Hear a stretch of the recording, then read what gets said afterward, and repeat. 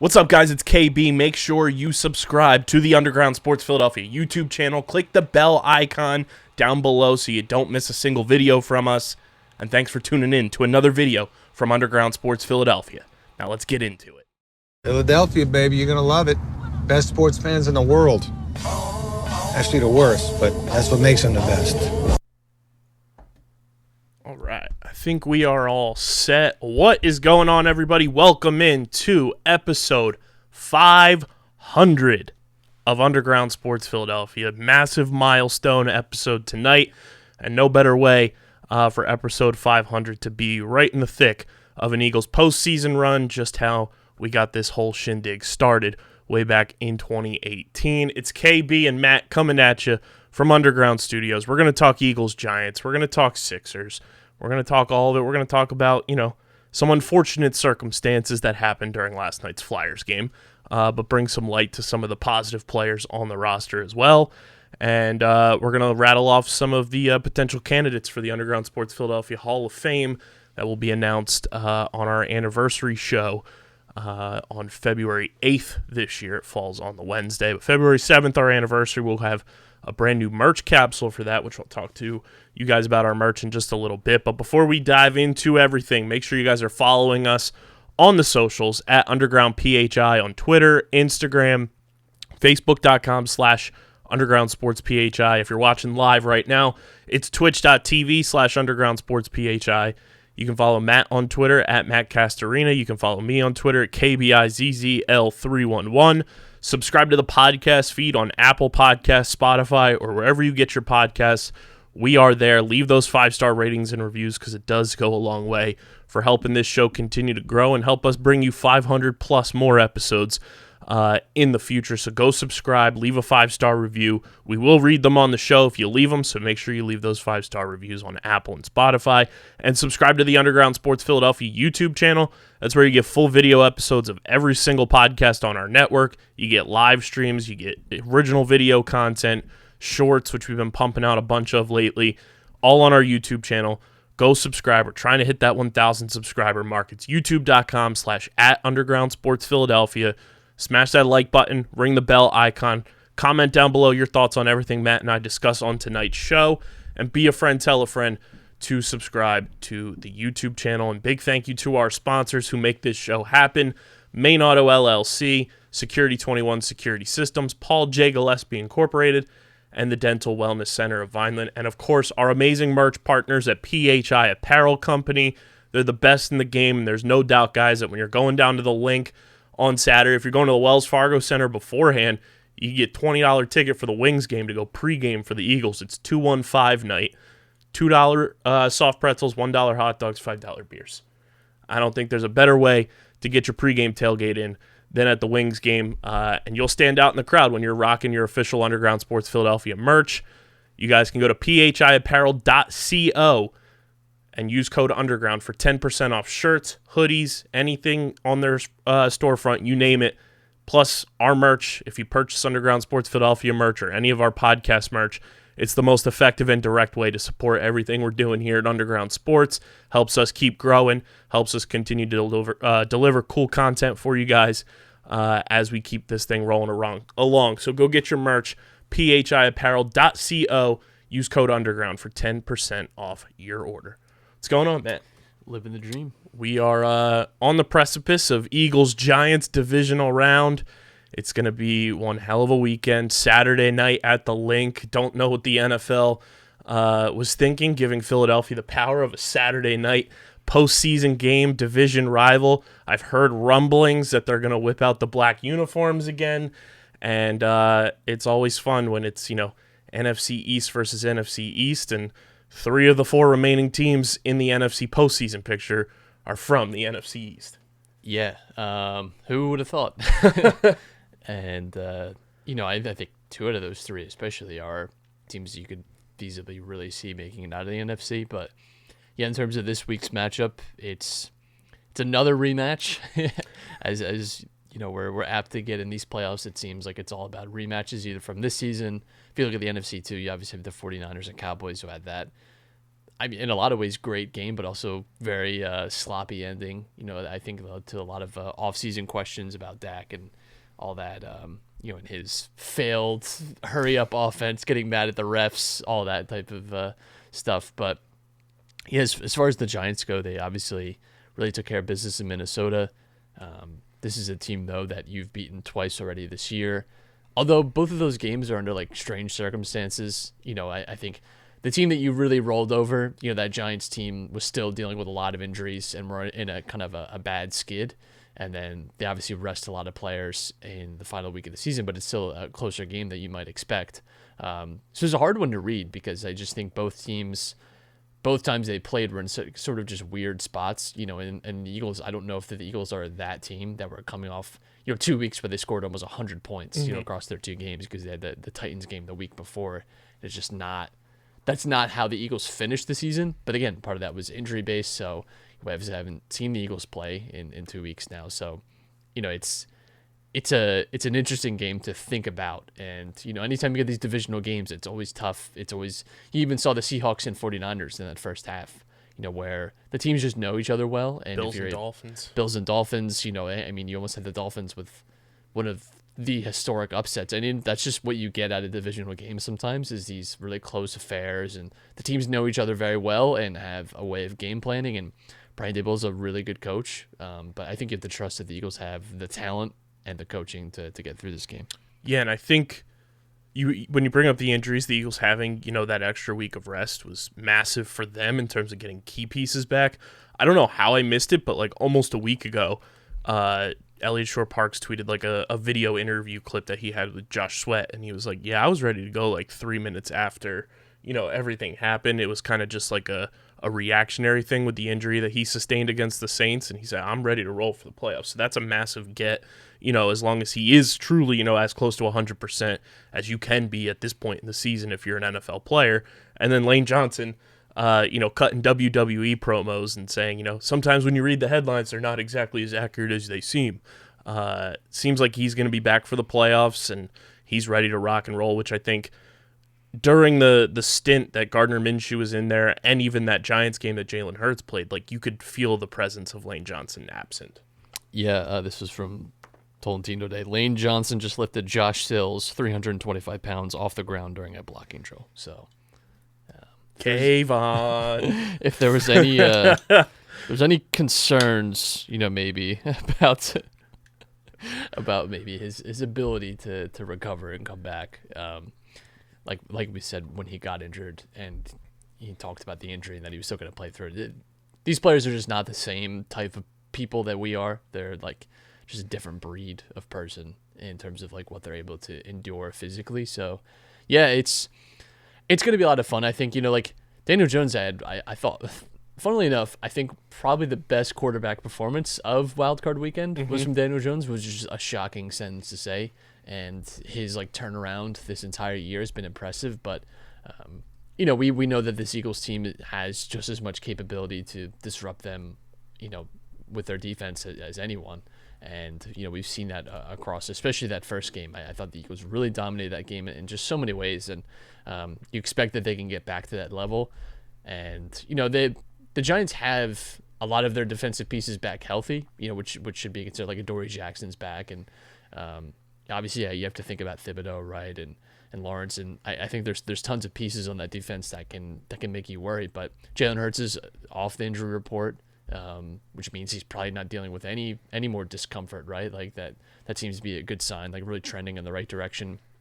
A lot of these guys outside of like Avonte Maddox, it seems like will be back for this matchup. So you're going to get teams at their full strength, which I don't think either team has really been able to say for either of those two matchups. So it's a rematch, but yet in the same way, it's still going to be kind of the first time I think these two teams see each other in their true like form and their best light. Yeah, and I mean, this will be, one of the bigger tests, I think, pressure-wise on the Eagles coordinators, because they have been, conducting these interviews during the bye week for head coaching positions. Their names have been swirling around a ton. It's something that I think for their careers, too, like they have to be able to show that they can perform, that they can adjust in-game to really, boost themselves as well. This is kind of their audition for those head coaching positions that Gannon's been, in circles for since he got here. Shane Steichen more so this year, now that it's kind of a known thing that he's calling the plays on offense. So, this is also kind of open audition season for both of those guys to build their resumes for their candidacy as head coaches. And not that, as a head coach with Sirianni, you want those guys to leave, but it's only, one of those things that they got to be on their A game, and you hope that they're on their A game. I mean, they have to be.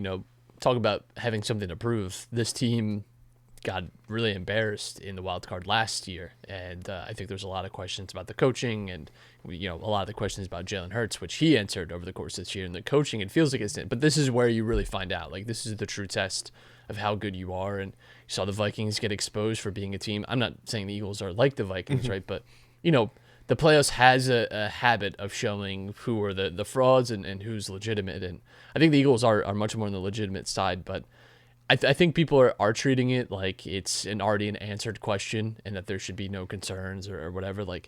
I think, until you really see it, that'll be when you can truly believe it, but it's still something unanswered for me at least, but I expect the Eagles to at least win this game though.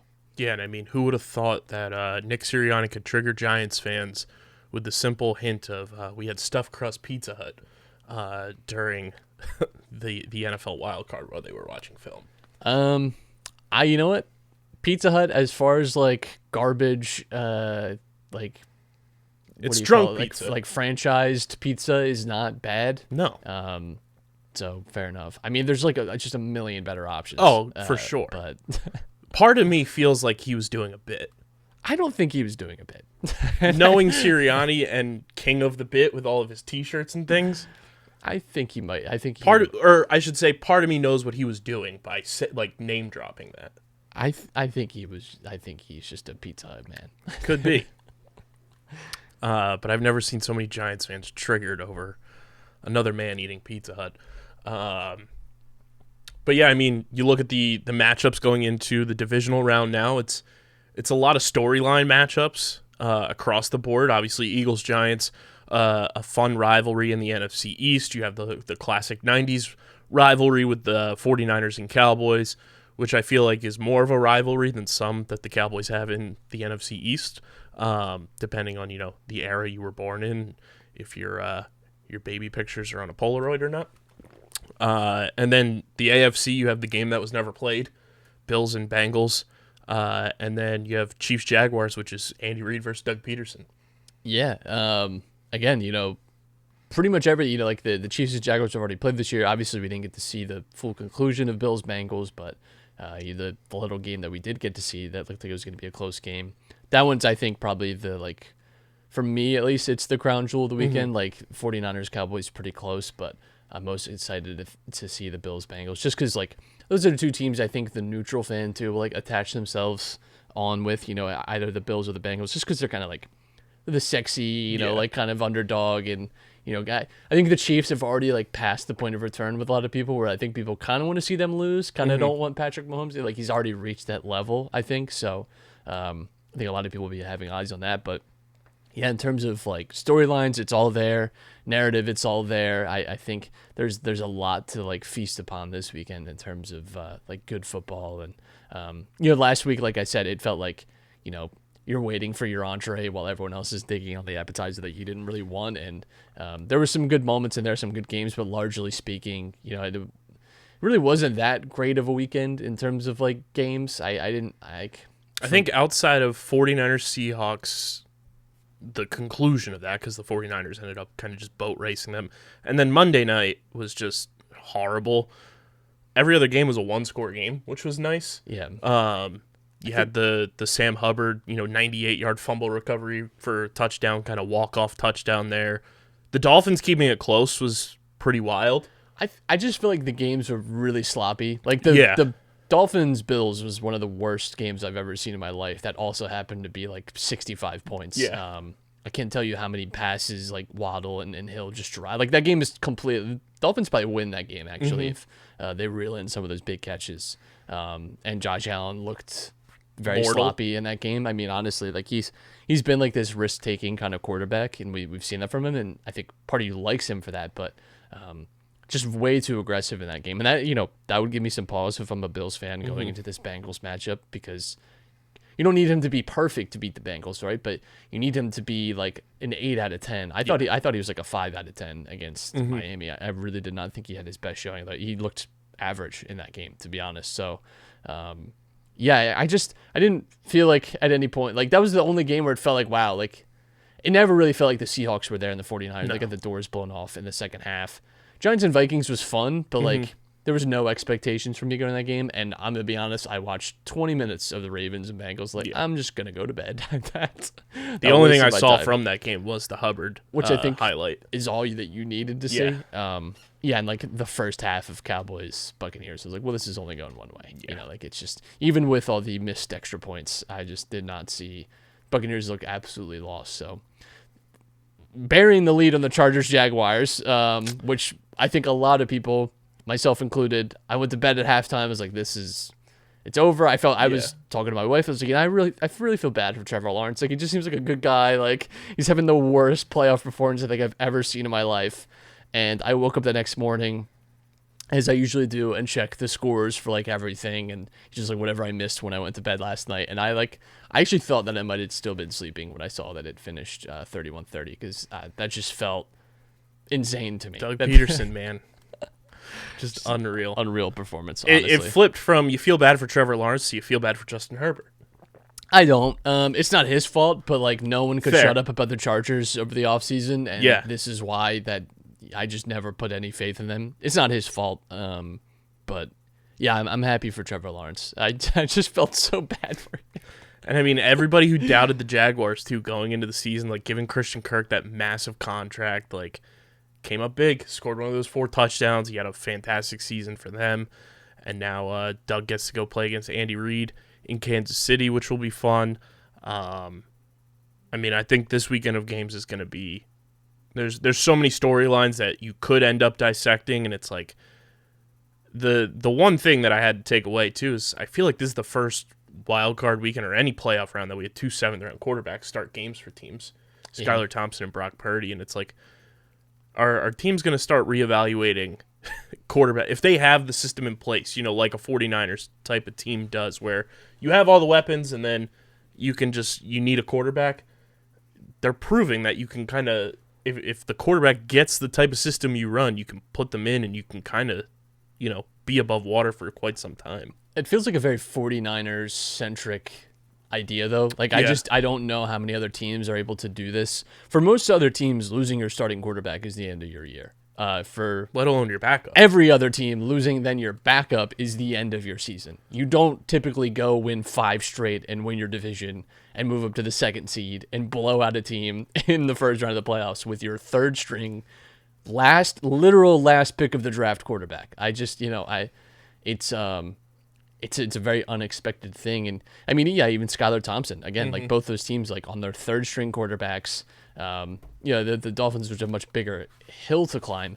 I think, the value of a backup quarterback has been a known thing for a while now. I don't know that that's necessarily new, but I do think like, you're getting kind of the turn of the page to more emphasis on like having a good system where anyone can thrive within it. I mean, people have talked about the same with Jalen Hurts, with Daniel Jones, right? Like, and the fact that they do like emphasize the points of your offense where these guys can succeed and have their best performances. And that's what you're seeing with Brock Purdy. Brock Purdy just has to like point and shoot, and just has to like keep composure and like pick his spots, and that's it, and he has enough playmakers. He might have the most talented, athletic, skill position group ever. Like from like top to bottom, I don't know. Like Deebo Samuel and Brandon Ayuk already are like a very deadly wide receiver combo, right? Like Deebo showed it in that game that he can make any play into like it was a 75-yard touchdown. Like it's just amazing. George Kittle is one of the best like yards after catch tight ends I've ever seen. And then you have Christian McCaffrey, who's like just one of the premier like dual threat like running backs that can catch 9 passes for 110 yards and also rush for 100 yards. Like he's very unique. And yeah, I think that's just a hard team to nail down, and still like, they look like a huge threat. But Yeah, the quarterback position is, I think, never been more important. You see like Kirk Cousins throwing a check down on fourth down. You just need someone who's going to make those smart decisions and, be aggressive when they have to. And, that's the big key. I think this postseason's also kind of really emphasize the importance of building through the trenches. If you have a strong offensive line and a strong defensive line, you're going to be successful in the NFL. Look at the teams that are left. The Eagles, strong on both sides and have been for, half a decade, if not longer. The Giants started to invest in their offensive line the past couple of years, and it's started to benefit them. They have a really solid interior defensive line. You add Thibodeau. They're building in the trenches. The 49ers have one of the best defensive lines in football. They have a very solid offensive line as well. And then the Cowboys, they always get talked about with their offensive line. They have a pretty quality defensive line as well. And then in the AFC, same type of thing. The Bills went and added Von Miller in the offseason. Obviously, he's not playing, but that's the type of things you do to build in the trenches. If you can't draft them, you're going to go get that prolific pass rusher. And the Bills' offensive line has been getting better and better in Josh Allen's tenure there. The Bengals invested in offensive and defensive line over the past couple of years to protect Joe Burrow. And then I'm blanking on the Chiefs. They're the Chiefs. And then the Jaguars, they went out and spent a boatload of money on both sides of the trenches. So, the trenches matter if you want to be successful in the NFL, and the final 8 teams are proving that as we head into the divisional round. But when it comes to the Eagles-Giants matchup, I feel pretty good about just the situation that the Eagles are in terms of, they got the rest. It's an opponent that they have film on so they can study both matchups that they had, and that's a benefit for the Giants as well.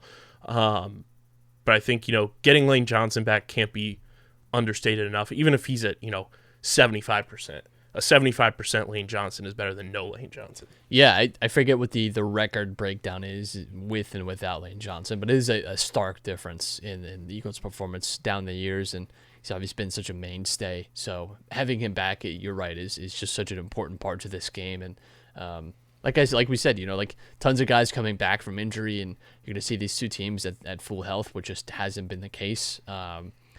I do wonder too, if the Giants maybe feel this, that win against the Vikings is kind of like their big statement, and it's easy.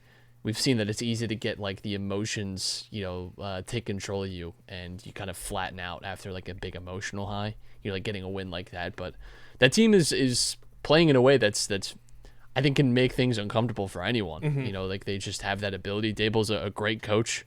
And I think just has that capacity to make every game a tough one. And I think it's going to be a challenge for the Eagles. But ultimately, too, I think this is who you'd most want to play out of everyone remaining in both conferences, honestly.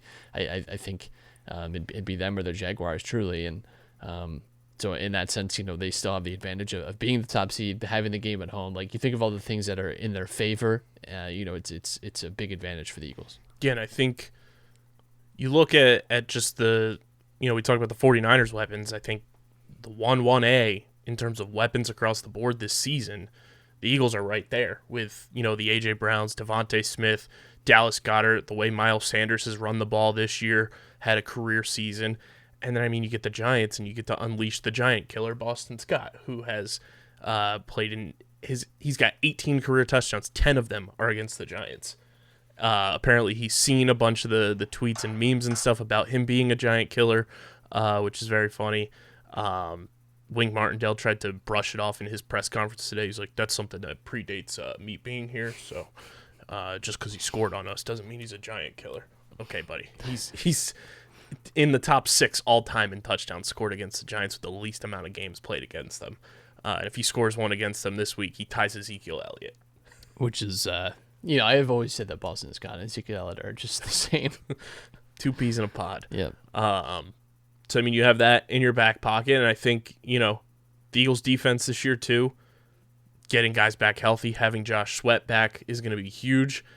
And then you just have to hope that, Jonathan Gannon comes prepared because he knows what's on the line for him personally and what's on the line for this team moving forward because, there's a lot of pressure, I think, on this defense to really perform and kind of silence all the talking head media that's going to be out there the rest of this week talking about the 49ers, talking about the Cowboys, and talking about the Giants.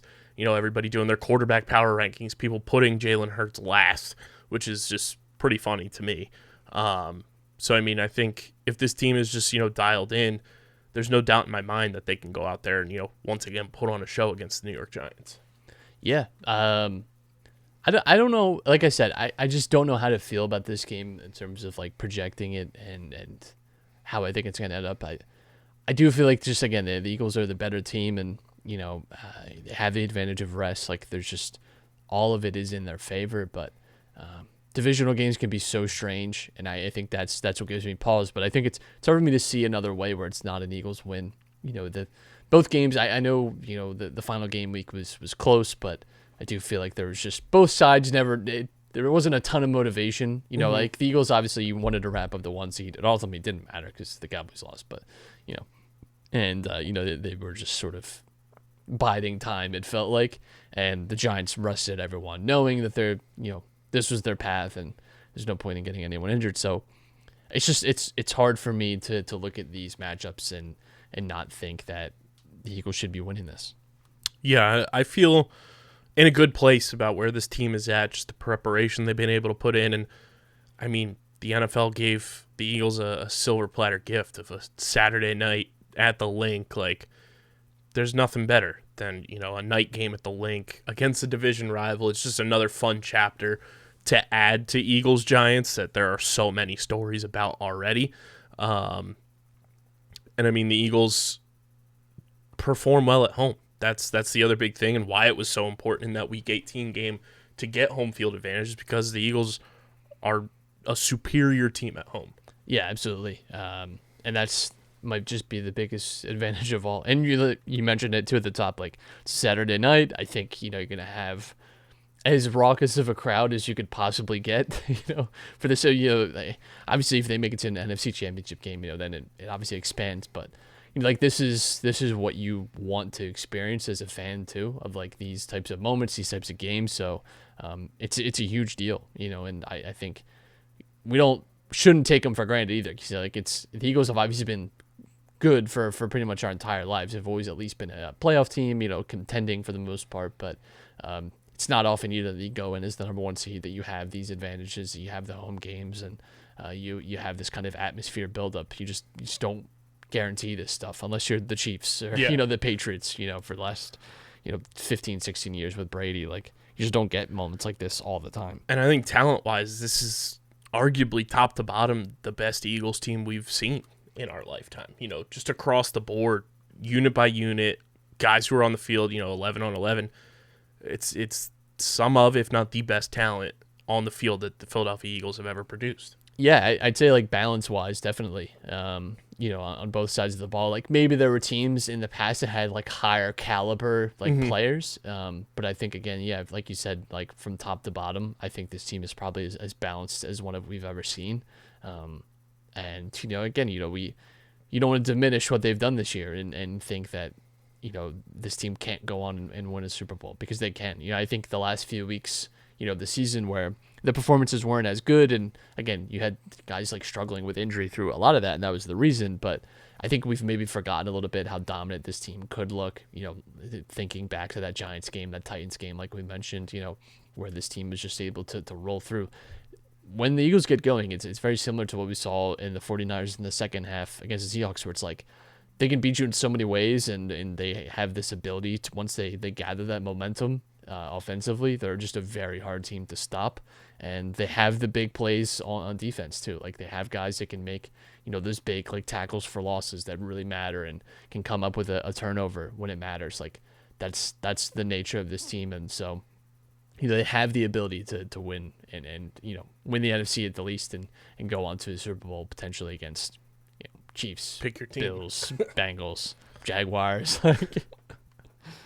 I'm excited. Not an ad from the Wings, but they had to move their game, which I'll be at, covering for the pod at 1 o'clock now instead of 7 o'clock. Lots are opening for the Wings game at the Wells Fargo Center at 8 a.m. So if you want to come down early, it's $25 to park with a Wings ticket Tickets start at $20. And like I mentioned at the top, it's 215 day. $2 soft pretzels, $1 hot dogs, $5 beers. Plus you get, a rowdy atmosphere. And as head coach GM Paul Day said last week on the Outside the Box podcast, it's like if you take a Flyer and Sixers game and put an Eagles tailgate and, in with it. That's how he describes the atmosphere. Last Saturday night, even in a loss, was a wild time at the Wells Fargo Center. I can't remember the last time it's been that packed for a Wings game. It was over 10,000 fans, so get your early, fix of, violent sporting action at the Wells Fargo Center, and then go right across the street, tailgate at the lots, and then go to the Eagles game. So go check out the Wings as well. And Matt, speaking of the Wells Fargo Center, our Sixers segment brought to you by our new friends, new sponsor alert, our friends over at W Energy. They are that new up-and-coming, energy drink that you kind of see, everybody advertising. No crashes, no jitters, but why? Why is W unique? Well, they have spent a lot of time formulating their recipe and only include vitamins and nootropics that benefit cognitive performance. And the star of the show is Neurofactor, which is a natural and patented ingredient that comes from high-quality ripe coffee cherries. It has actually been shown in clinical studies to boost brain performance. So get your big brain on. And in addition to that, W is sugar-free, 0 calories, maltodextrin-free, and has 0 artificial coloring. You can check out all of the nutrition facts on their website as well. But, Matt, I'm going to read off some of these flavors to you because they sound absolutely incredible. They have the Big Energy tiers because they are going to war against Big Energy. That is the blue raspberry flavor, which, I mean, if you're talking flavors and stuff, typically the blue flavor is creme de la creme. They've got Dragonade Energy, which is dragon fruit and pink strawberry lemonade. They've got Dub Sludge, which looks like Nickelodeon slime on the front, with Granny Smith apple and secret sauce. They also have Galaxy Grenade. It's currently sold out, but apparently they are working on getting it back in stock. That is watermelon, guava, and lime. They have Beach and Peach, which is mango white peach.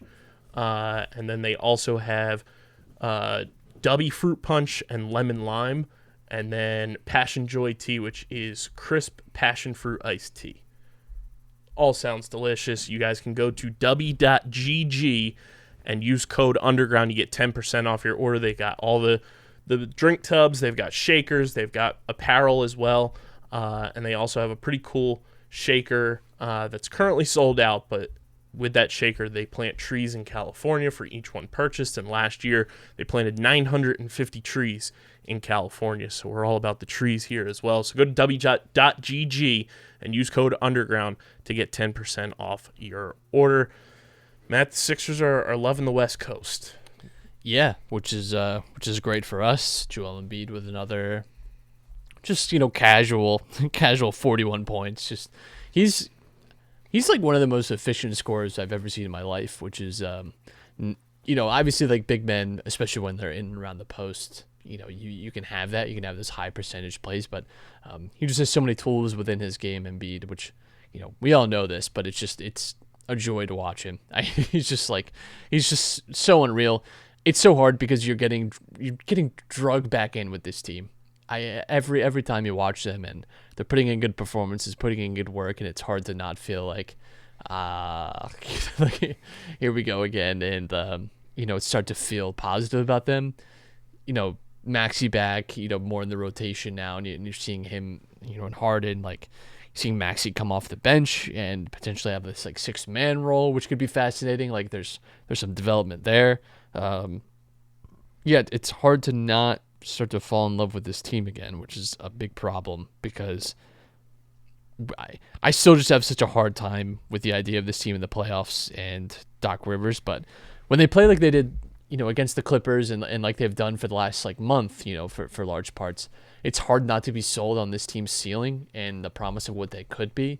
They're still going to have some tough matchups and challenges in the Eastern Conference and, in the playoffs. But, when Embiid plays like this, if you get a good Harden series, if you get Maxey, catching fire like he has the capability to, this team can beat anyone. I think that's what's so frustrating about them and what has been so frustrating about them. But, it's hard to not feel positive about this team right now, which is, again, very frustrating for me. They are a half game back of the 2 seed, sitting at 28-16, half a game behind the Bucks, 4.5 back of the Celtics for the 1 seed.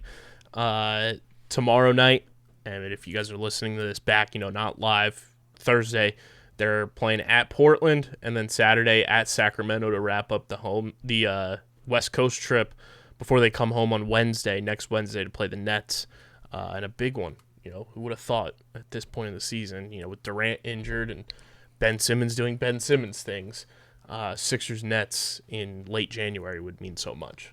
Yeah, it's so frustrating because it just doesn't matter with this team, and like they've had like all the advantages of being like a top seed in the East, and it hasn't mattered. They've lost game 7s at home, they've lost them on the road, like they've lost them in embarrassing fashion, in heartbreaking fashion. Like there's so many ways that this team has hurt us over the years that it's hard to envision a new way that they could, although I'm sure there is. But like it's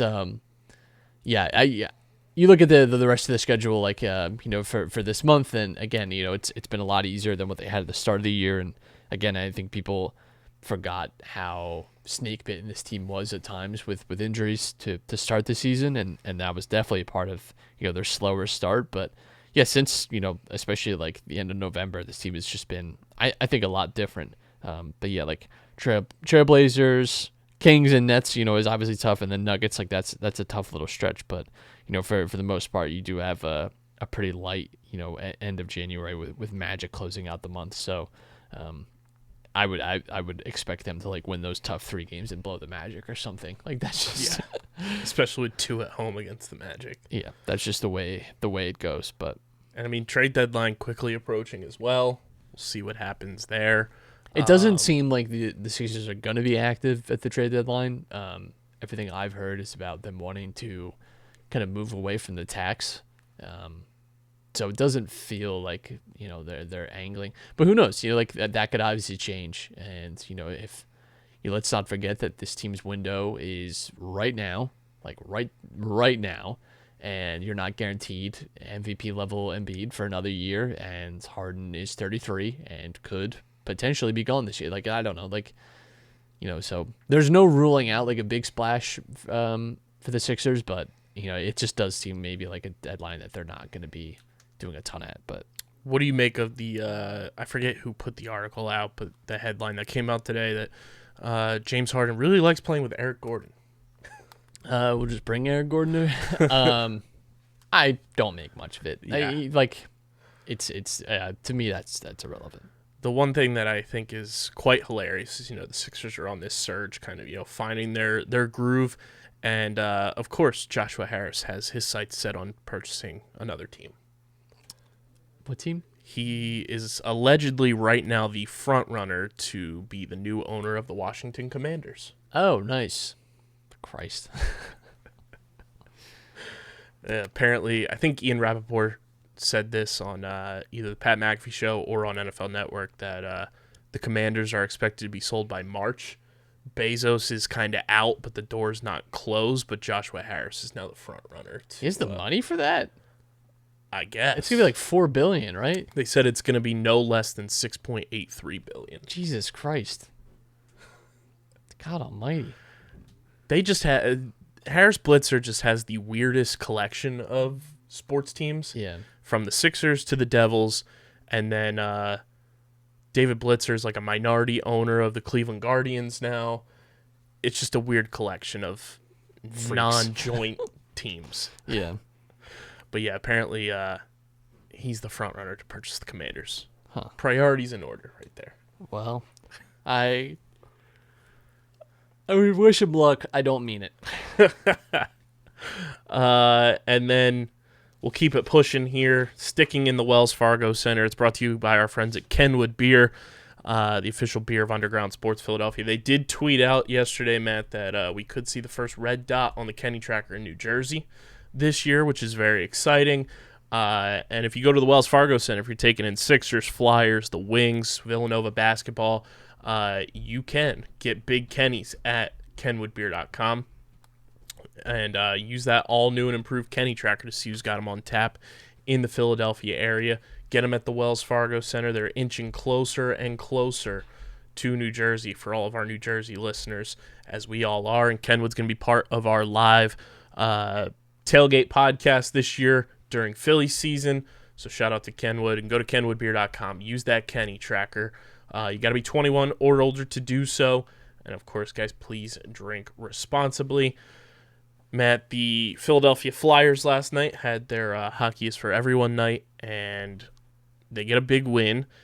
But the big story is that Ivan Provorov didn't warm up because he refused to wear the Pride warm-up jersey, stated that it was his religious beliefs, and it's thrown everybody into a spiral on Twitter. Yeah, hard one to escape, I think.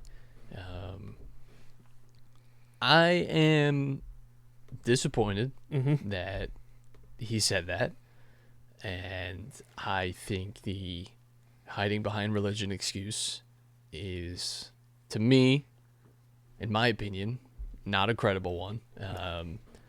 I don't understand the big deal about letting people exist and you celebrating on one night, a minority group which has been harassed and targeted and not given equal treatment, and showing that this sport, which is full of douchey people like this, can be a welcoming environment where it typically hasn't, right? This is a very masculine sport with a tons of toxic masculinity baked into it, but it doesn't have to be that way. We can be a platform where everyone's welcome, no matter who you are, what you identify as, you can come here, enjoy the game, be a fan, and feel a part of the experience.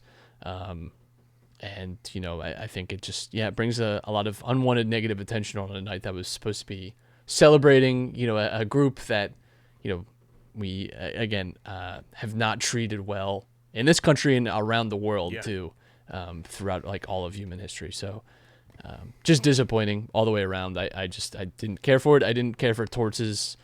Yeah, he's in a tough spot. I don't want to be super critical because I can't imagine it being easy having to navigate this situation and having to answer questions about it. But also you're paid a lot of money to do this, not necessarily this, but I didn't care. It felt like a cop out for me personally. But I also understand, once you claim your religious beliefs, what more is there to say, as his boss? I don't know. I just, all around, I think it's disappointing. I think even some of his teammates seemed disappointed in what he said and his actions. To me, it's an exhausting argument, and I don't know why. I don't know how to explain to people that you should care about others, and that having empathy is a good thing.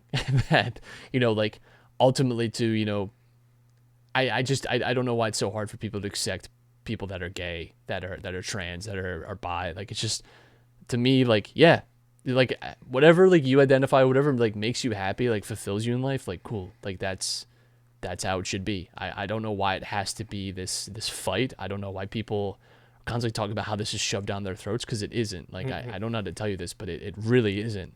And if you feel that way, you need to have a chat with someone. I mean that sincerely. If you really feel like this stuff is shoved down your throat, or that this is wrong or whatever, well, it's just his beliefs.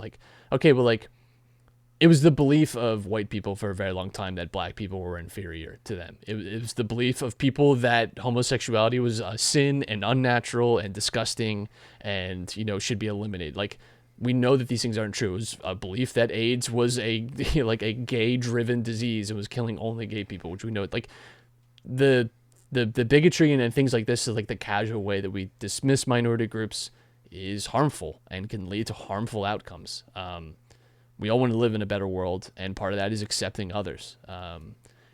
And I just found it all disappointing. I found the discourse around it really disappointing, and just proves again, a lot of it became this feedback loop where you have pride nights in sports like hockey for this reason. Yeah. Because there's this culture around it of the good old boys club and all this, and you have something like this happen, and it's the exact response that you'd expect from some people involved with the sport and the fans. And it's like, it's just so disappointing. You know, it was already disappointing with the Flyers with getting D'Angelo. I do think there's a deep irony in having a pride night when you signed like a massive homophobe over the summer. Like, I don't know. Like, it's just, that's part of it's frustrating too, is, teams are willing to do like the minimum kind of like public showing for this. And this was a big thing in the World Cup too, where like some of these players wanted to wear this. It really wasn't even a pride like armband, but it was an armband that had like multicolored on it and said "love is love," and they backed down from it when they were threatened to get yellow carded for wearing it. And that's what's frustrating too, is it's like these token things that ultimately are simultaneously like good and a good thing. Like, I think the idea of a pride night is a good thing, but ultimately too is just like, it is just a way for the Flyers to very easily like check a box, but well, we're very progressive, but it's like, okay, Yeah. You can't sign Tony DeAngelo and say that you're progressive. And the fact that DeAngelo wore it and warmed up in it too, like, we know. Let's be real. We know Tony DeAngelo does not care about LGBTQ plus rights, and I'm sure, I would honestly bet that like, I'm sure there are a few like Flyers players that are like very positive, very progressive, like largely speaking, are like allies, whatever. Like Scott Law and James Van Riemsdyk. Right, but I would also guess that like 70% of the team is like, I honestly don't care, but also like it does not affect me. Doesn't affect me in the slightest to put this thing on for 20 goddamn minutes and just go out there and then go get paid my game check of $110,000 or whatever. Like, just cry me a fucking river with your. It's just. Okay. Don't want to get too angry, but it's cowardly. Honestly, yes. And again, people are allowed to believe whatever they want to religiously, right? But one of my biggest gripes with religious beliefs using in this way is that you can't pick or choose like what parts of your religion you get to live to the letter, and then other things are not as important to you. I hope Provorov's a virgin. Right, and it's just like, come on, man. Like, I don't want to make it just about him, because this is a larger scale problem than just like Provorov. Like, but I can't stand it. Like, I just can't stand the double speak about like religious freedoms and all this. And it's like, it does not harm you at all for a man and a man to get married, or a woman and a woman, or people to be non-binary, whatever it is. Like, it doesn't. I just don't understand how we've like. People can't move past this and just accept that other people are going to be different, and that it's not a bad thing. It's not like I don't understand it. I don't get how it's an issue for people. Like, I never have given it a second of thought that it's like, oh yeah, they're gay, so what? Like, it's just, that's it. That's the end of the conversation. Like, I don't know why it's a problem. And if anybody has ever questioned, like, Underground Sports Philadelphia is a safe space. Like, we want everybody involved with our content. Any events that we throw, everybody's welcome to those. And if you have a problem with that, don't come. Don't follow us. But we are very inclusive. We want everybody to just enjoy, the things that we enjoy and that we talk about, and want everybody a part of the discussion. So don't ever have to question that from us whatsoever. But can't go understated, the positive aspect of things that, Scott Lawton and James Van Riemsdyk did last night as well. Big shout out to them, including the first non-binary fan to kind of come out and experience a hockey game in that light, and a very cool story from NHL.com that was put out there that we will tweet out for everybody to, kind of get a look. And Scott Lawton has been at the forefront of this for years as well. And I think last night they asked him, before the game, before warm-up, why he's been so, into it with everything. He said, I just want to be a good person. That's all you got to do. Just being a good person. So shout out to Lawton and JVR. But Matt, we are on the precipice of another Philadelphia Union season. Yeah, coming up in the month of February. Like, it's weird, because we'll start talking too about like pitchers and catchers reporting, like all this. It's bizarre because obviously too hasn't really felt like winter, for the most part. Like, we've had a few cold days. Ironically, like Christmas weekend was the coldest days that we've had, but like today was like almost 60, I think, and super sunny. So doesn't feel like we're in the midst of winter. It does feel closer to like spring training talk and the Union being back. Maybe for that February night game, if we could get something closer to this, that'd be clutch. But yeah, we're getting inching closer and closer now. Yeah, we have our first club friendly on Saturday against Austin, and it just feels like we had our hearts ripped out by that loser scumbag who just retired, Gareth Bale. In the MLS Cup final, but Union being back is very exciting. Running it back for the most part with everybody still on the squad, which I think, can't go understated enough how important it is to have, Gazdag back and having, this core running it back because they've been good for the last, 3-4 years of this solid core together. Yeah, you have Kai back as well. Like, largely speaking, you're running it back to this team, and we saw how improved they were as the season went on. Especially second half of the season, just blowing teams out and had a great attack. And you expect, or at least hope, that translates into this season. There's no guarantees of that, but it's certainly within question, that and within reach that this team could be again a top 2 seed in the East. Maybe have another go at the Supporter Shield, something like that, and. I think again it's going to be an exciting year because you expect a lot of the same of what we got from last season, which was a very exciting and very good Union team. So yeah, I mean they have the new kits rolling out, and like you said, February is when season gets underway full blown.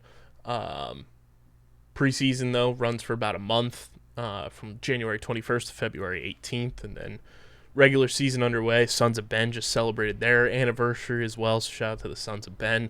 But Union down in Clearwater as well. I think that's pretty neat that a lot of the teams that do go south for the winter to get ready for their season go to Clearwater.